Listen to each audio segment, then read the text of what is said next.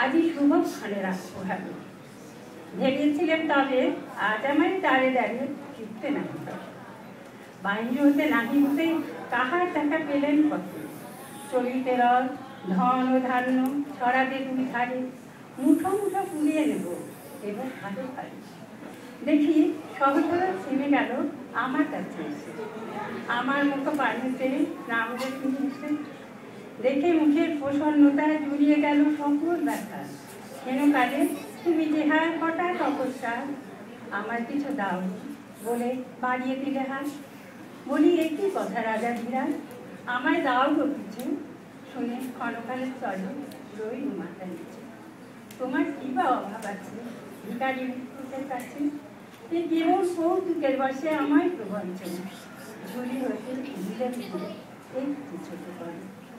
যাবে ঘরে এসে পাত্রখানি উজাড় করে, এ কি ভিক্ষা মাঝে একটু ছোট সোনার ঘরে দিলাম যারা ভিখারিদের স্বর্ণ হয়ে এলো ফিরে।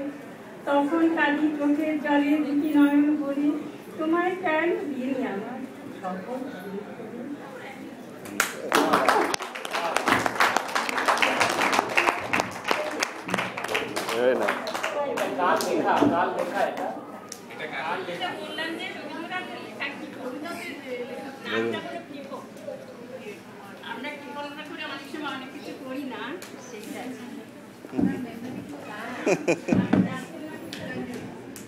নাসিমুল যে এত গুণী তা কেন আমরা কিছুটা জানতে পারলাম।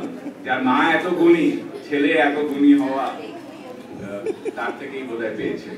তো নাসিমুলকে আমন্ত্রণ জানানো হচ্ছে আমাদের রক করার জন্য। আমার মনে হয় আমরা ওকে দিয়ে শুরু করি। হ্যাঁ, আমি কামরুল শুরু করুক, আমি আসছি। হ্যাঁ হ্যাঁ, আচ্ছা, কামরুলকে আমন্ত্রিত করা হচ্ছে আমাদের রক করার জন্য।